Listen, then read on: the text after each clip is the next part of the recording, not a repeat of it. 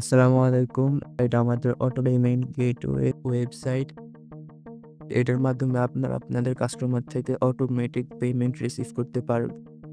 আপনাদের যে কোনো ওয়েবসাইটে কিংবা ওয়ার্ডপ্রেস, ই-কমার্স যে কোনো ওয়েবসাইট হোক ইন্টিগ্রেশন করতে পারবেন।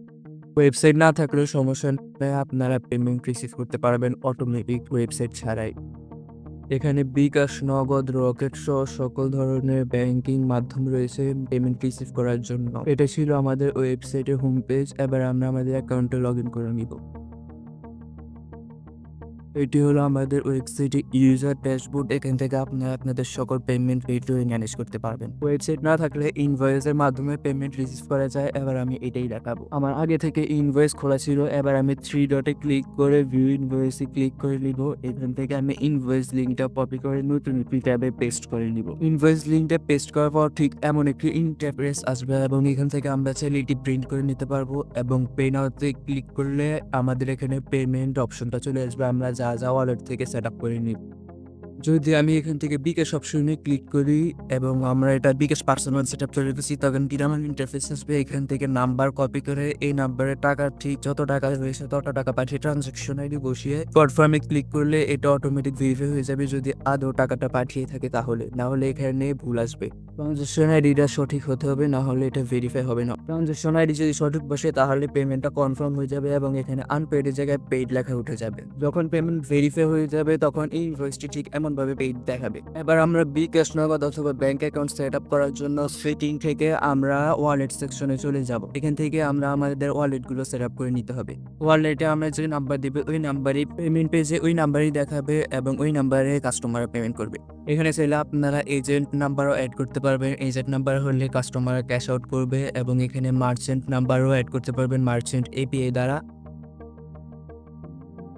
এবং এখানে পেমেন্ট নাম্বারও অ্যাড করতে পারবেন যেটা দ্বারা কাস্টমাররা পেমেন্ট থেকে টাকা পাঠাবে। এখন আমি নগদ নাম্বার ও নগদ পার্সোনাল নাম্বার অ্যাড করে নিব দেখানোর জন্য। এখন যদি আমরা পেমেন্ট পেজে গিয়ে পেজটা রিফ্রেশ মারি তখনই আমরা দেখতে পারবো যে এখানে নগদ পার্সোনালিটি অ্যাড হয়ে গেছে ইনস্ট্যান্ট। এখন যদি আমরা নগদ থেকে পেমেন্ট করার জন্য নগদে ক্লিক করি আমরা এখানে সকল কিছু দেখতে পারবো। ফুল ইনস্ট্রাকশন দেওয়া আছে পেমেন্ট কিভাবে করতে হবে নগদ। এখন যদি আমি এজেন্ট অ্যাড করি, এজেন্ট নাম্বারে আমি যদি এখন নাম্বার দিয়ে দিই এবং আমরা যদি পেমেন্ট পেজে যাই, নতুন একটি পেমেন্ট অপশন গেটওয়ে অ্যাড হয়ে যাবে নগদ এজেন্ট নাম্বার থেকে। লেখা আছে এজেন্ট নাম্বার।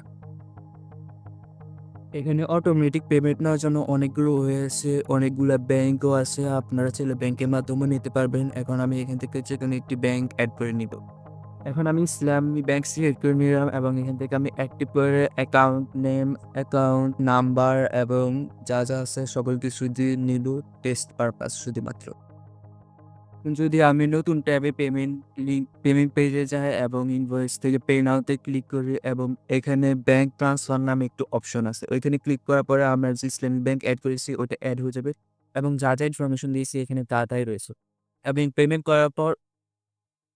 করার পর চুজ ফাইলে ক্লিক করে যা যে পেমেন্ট করেছে তার একটা স্ক্রিনশট প্রমাণস্বরূপ দিলে এখানে চুজ ফাইলে ক্লিক করলেই ফাইলটি সিলেক্ট হয়ে যাবে, মানে স্ক্রিনশটটা সিলেক্ট হয়ে যাবে এবং স্ক্রিনশটটি সিলেক্ট করার পর ভেরিফাইতে ক্লিক করলেই এটা পেন্ডিংয়ে চলে যাবে। ব্যাংক সিলেক্ট করলে শুধুমাত্র এটা ম্যানুয়ালি ভেরিফাই করতে হয়। ম্যানুয়ালি অর্থাৎ আমরা ইউজার ড্যাশবোর্ড থেকে আমরা এটা ভেরিফাই করতে পারবো স্ক্রিনশট দেখে। আমরা ইনভয়েসটির দিকে লক্ষ্য করি, দেখবো যে ইনভয়েসটি পেন্ডিংয়ে আছে। এটা এখন আনপেইড নেই এখন আগের মতো।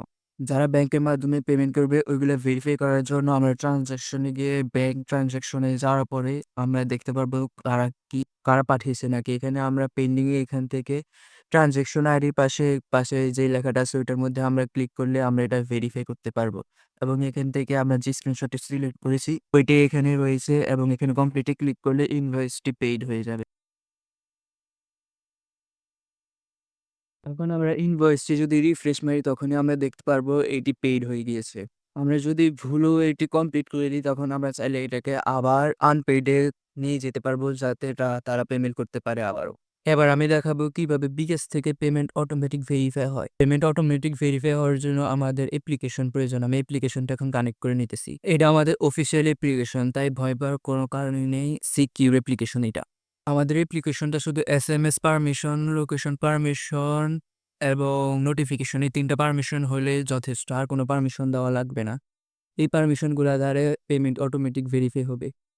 লোকেশন পারমিশন না দিলেও কোনো সমস্যা নেই।